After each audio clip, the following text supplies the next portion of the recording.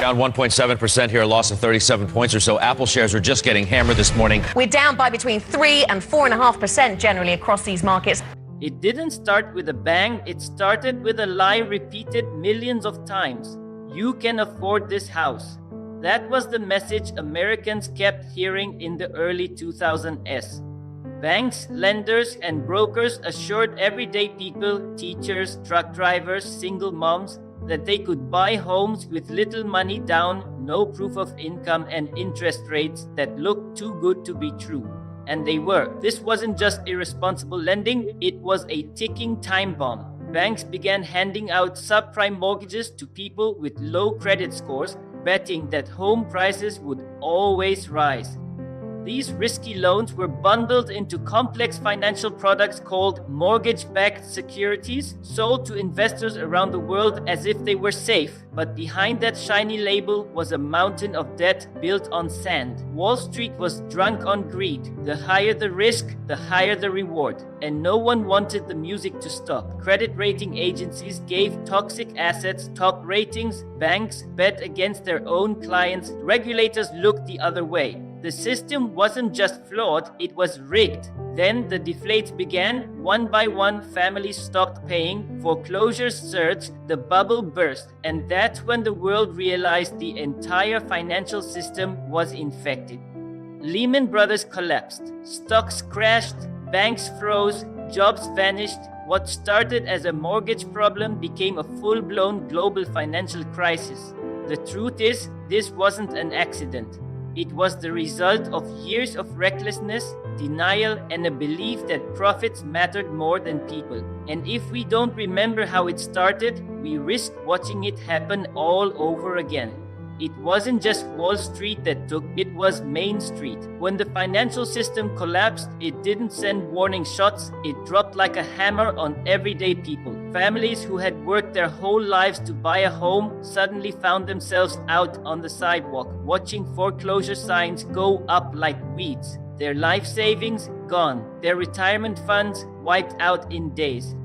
Dreams built over decades collapsed in a matter of weeks. Across America, people lost their jobs with no explanation, just a pink slip and a good luck. Companies were folding overnight. Entire industries, especially construction and manufacturing, were gutted. Parents couldn't afford groceries. Students dropped out of college. The middle class was shrinking fast. And through it all, the ones at the top, the banks, the executives, the hedge fund giants, were bailed out, rescued with taxpayer money. While the people footing the bill were the very ones being crushed. There was this sense of betrayal in the air. People had trusted the system. They believed that if they worked hard, followed the rules, and made smart choices, they'd be okay. But the 2008 crash shattered that illusion. It exposed a brutal truth that the system was never built to protect them. The emotional toll was just as real. Anxiety skyrocketed, depression set in, families broke apart, communities never recovered.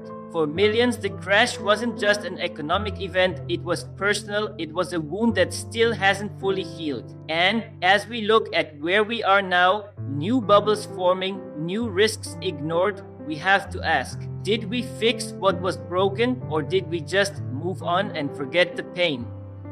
Because history has a way of circling back, especially when we pretend it's over, after the crash, the outrage was loud. People marched.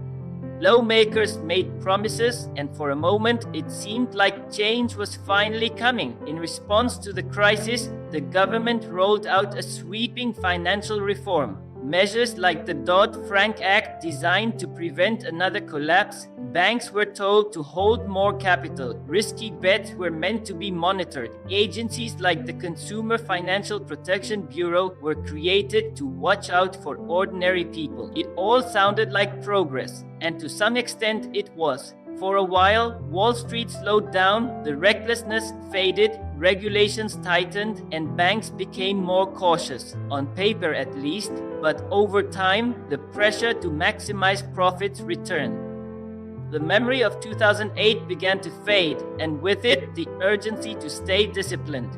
Politicians, under pressure from lobbyists, slowly chipped away at the reforms. Key parts of Dodd-Frank were weakened or repealed. Oversight became soft, and those same institutions that once brought the global economy to its knees began finding new loopholes to exploit. Meanwhile, new players entered the game. Fintech startups, digital lenders, and cryptocurrency platforms offered speed and innovation, but also raised new risks, often outside the reach of traditional regulators. The financial landscape didn't just rebuild itself, it evolved, sometimes faster than the rules meant to govern it. What's most concerning is that while the architecture may look different, the behavior is starting to feel familiar. Easy credit, soaring markets, risk pushed further into the shadows. The same cocktail that led to disaster once before is quietly being mixed again. And the question we need to ask ourselves now isn't just whether the system was fixed, it's whether the mindset, the one that says this time is different, has really changed. Because that mindset, that's where every crisis begins. If you listen closely, the warning signs aren't whispers, they're sirens. Today's economy is walking a tightrope, and the winds are picking up. Household debt in America has hit record highs. Credit card balances are quietly creeping up. People aren't just spending, they're borrowing to survive. And when the foundation of consumer spending is built on shaky credit, one small shift can cause the whole system to tremble. Then there's the housing market. Prices soared during the pandemic, fueled by cheap interest rates and limited supply. But now those rates are climbing. New buyers are locked out, owners are trapped in mortgages they can't refinance. It's not exactly 2008, but it rhymes. We've seen this before. A hot market cools fast, and when it does, equity vanishes and panic spreads. And let's talk about Wall Street. The stock market keeps breaking records, but not because the economy is booming, it's because of speculation. Valuations are inflated, tech giants dominate, a hype has taken over. But behind the scenes, corporate debt is piling up. Startups with no profits are burning cash. It's growth on borrowed time. Even the banks, those supposedly safer institutions, are facing pressure. Regional banks have struggled. Confidence wavers. And just like in 2008, it only takes one sudden collapse to trigger a chain reaction. It's easy to look away, to believe this is just the new normal. But when so many parts of the system rely on constant growth, cheap money, and fragile confidence, the cracks can widen quickly. These aren't isolated issues, they are signals, flashing red just like they were before.